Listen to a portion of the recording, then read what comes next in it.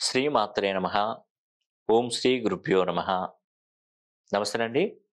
నేను మీ రామకృష్ణ నిహాన్, ఆస్ట్రో న్యూమరాలజిస్ట్‌ని. అందరూ ఎలా ఉన్నారు? బాగున్నారా? ప్రతి ఒక్కరిని అడుగుతున్నాను.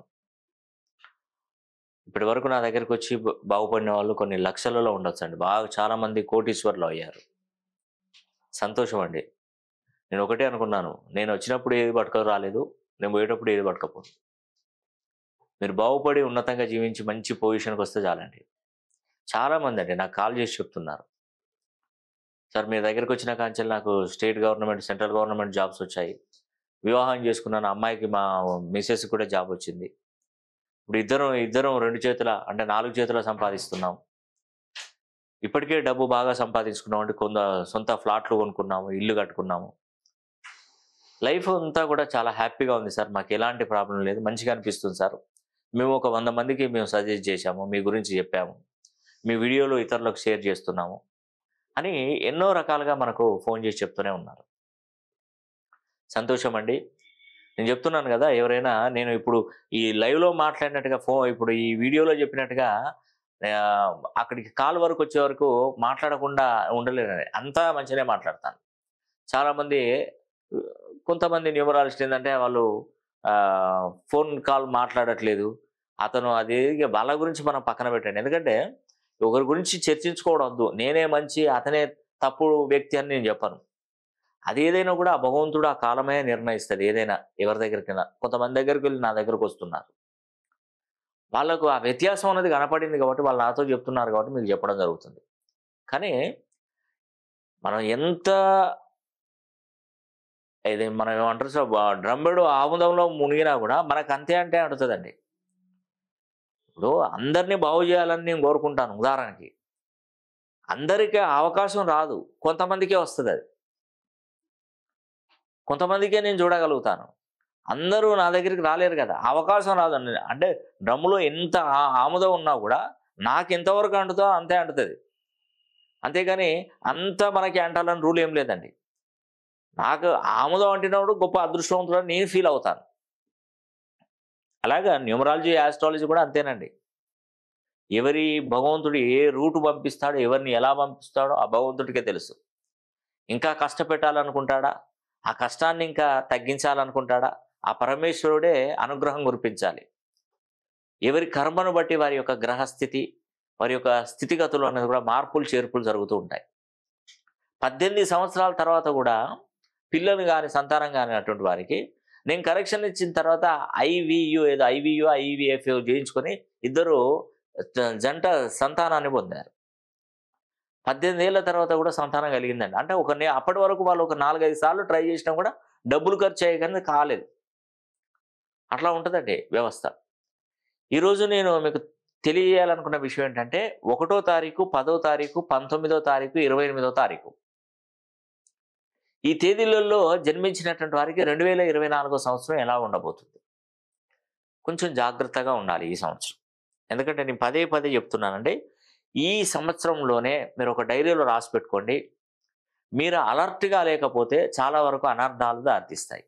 అంటే రుణ బాధలు కలిగిపోవడం గాని, అప్పుల పాలైపోవడం గానివ్వండి, డబ్బులు మోసపూరితమైనటువంటి పెట్టుబడుల్లోకి పెట్టి నష్టపోవడం జరగడం గానివ్వండి, మిమ్మల్ని ఎవరైనా మోసం చేయడం గానివ్వండి, మీరు మనస్తత్వము ఎక్కువగా ఇబ్బంది పడి నానా రకాల సమస్యలతో ఇబ్బంది పడడం గానివ్వండి, అనారోగ్య సమస్యలొచ్చి పడడం గానివ్వండి, ఇవన్నీ వచ్చే అవకాశం ఉంటుంది అంటే ఉంటది అని నేను చెప్పగలుగుతాను.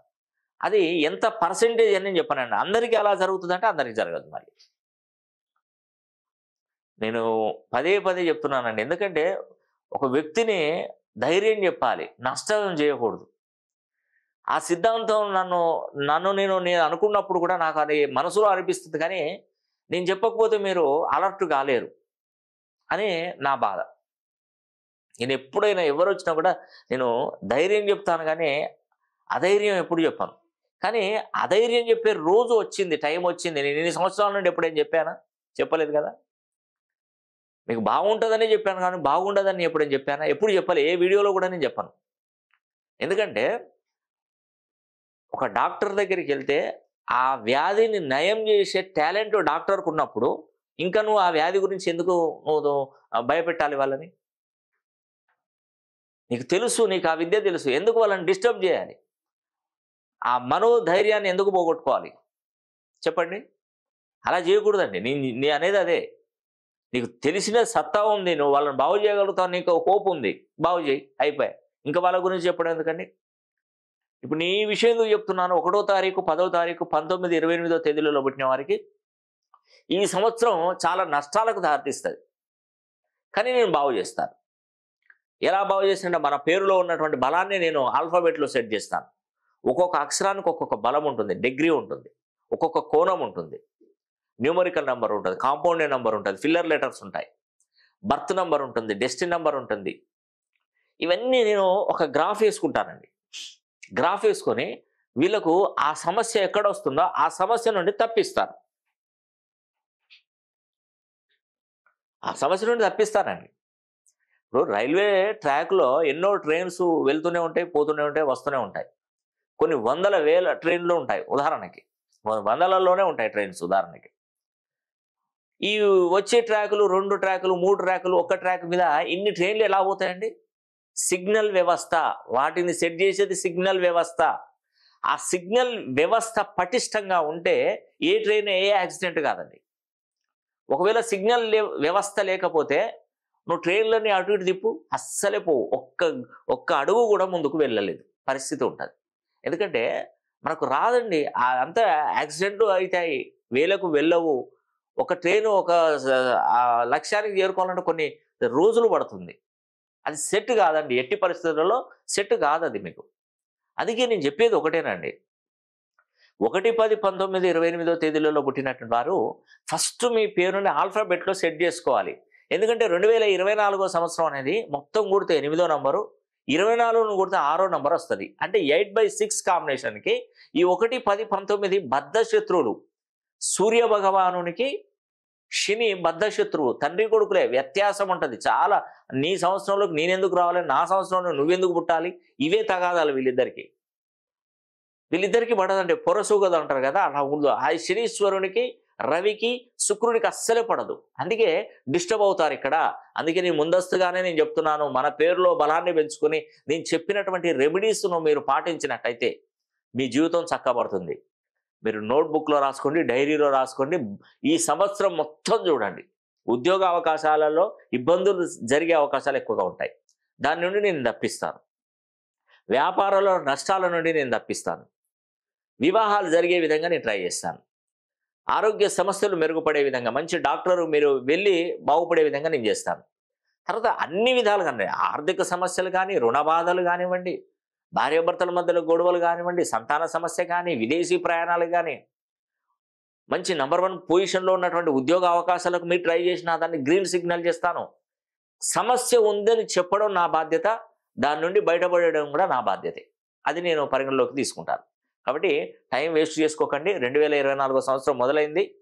ఖచ్చితంగా మీకు ఈ సంవత్సరం నుండి మంచి అభివృద్ధి కలగాలి, మీ లక్ష్యం నెరవేర్చుకోవాలంటే ఖచ్చితంగా మీరు నన్ను ఒక్కసారి పర్సనల్గా ఫోన్ లైన్లో కలిసి తీరవలసిందే.